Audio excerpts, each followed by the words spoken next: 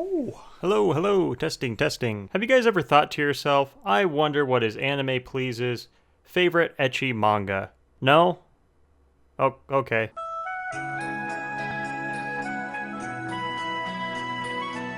There's a demon lord on the floor. What is that title? What does that even mean?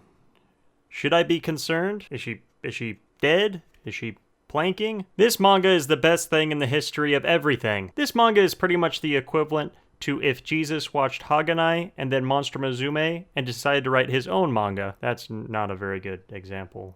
This manga is kind of like jumping in a hot tub when it's snowing outside. This manga is kind of like the OVAs for Monster Musume. And you guys might be wondering to yourself, I've never even heard of this manga. Mango? What? I've never even heard of this manga.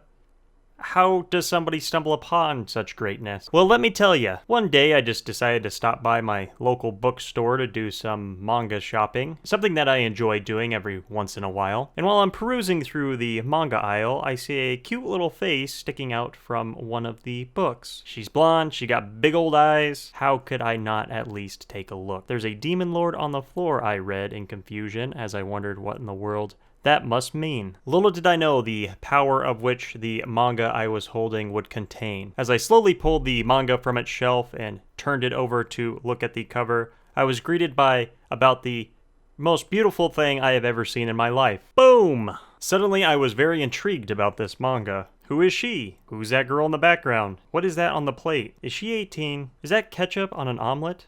Gross. After seeing the cover and flipping through a few pages, I knew I had to own this beautiful piece of artwork. So I bought it and headed home to enjoy my newly found Bible.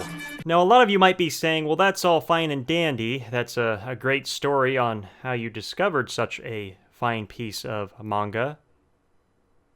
But what's it even about? Well, you guys might want to sit down for this one because it's pretty darn great. Here is the plot of There's a Demon Lord on the Floor. The story revolves around Iruma, and no, that's not a brand of vacuum, even though he has about as much personality as one. He's your typical harem anime male protagonist. He's awful, I hate him. He has no personality at all, and he reminds me of those emo kids at your high school that spent their weekends dancing to music under highway overpasses. He works at a Japanese Denny's with his friend Igarashi, who's a potential waifu, a serious, hard-working girl with a pair of big old eyes. Her character trait is pretty much calling everyone sir for some reason. I'm not sure why, but I am definitely not complaining. That just raises her potential waifu-ness even further. Their boss, who I forget her name, has a weakness for cute girls, and in America is something we would call a pedophile, but in Japan I think they call that a middle-aged woman. She pretty much will hire any cute girl that comes through the doors, in which there will be a lot of them, let me tell you. One day Iruma has the task of interviewing a girl who comes in with an application that is barely legible, and she looks like she's about 18 years old. She goes on and on about how she is a demon lord and super powerful, even though she is small and very worthy of only head pats. One thing leads to another, comedy ensues, and to prove her power, she summons a mushroom girl. The mushroom girl is probably my favorite waifu out of this manga, and is honestly a combination of words I never thought I would say. It is revealed that Mushroom Girl and Amon actually live below the restaurant. I'm not sure how, but just go along with it. And have been starving for several weeks now. They have no food, no income, no water, and are very weak. Feeling sorry for them, Iruma and Igarashi offer to give them at least one free meal. Thus, Mushroom Girl and Amon receive a little bit of energy back. The story progresses. The boss of the Japanese Denny's decides to hire Mushroom Girl and Amon, and thus comedy and ecchi situations ensue. Along the way, there are several other characters that are introduced, most of them big titty anime girls, so if you enjoy that sort of thing, you will not be disappointed with this manga. I can guarantee it. This includes a dark knight by the name of This includes a dark knight waifu by the name of Kisaragi, a priest girl who is drawn to the restaurant by the demonic nature of Amon, and in the later chapters, a girl who I believe is actually mentally handicapped, but she thick AF, so who cares? This manga is great. It has some of the best artwork I've seen in a long time. It's super funny, and all the characters are designed and funny in their own way. You will laugh, you will cry, and you will have a boner after every single chapter. I guarantee it. However,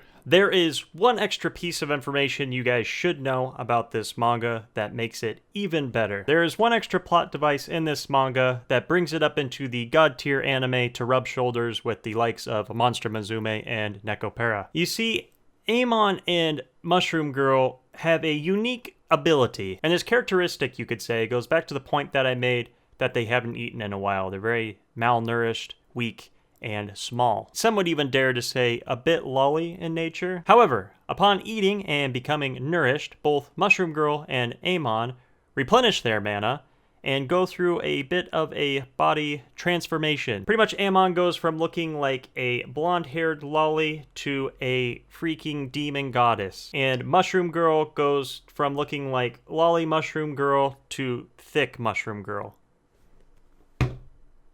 Yeah, the creator of this manga has pretty much answered the age-old question of what is better, flat chests versus big breasts, by asking another question, why not both? Oh, and in issue 5, they just go ahead and introduce full nudity to a lot of the characters, so yeah.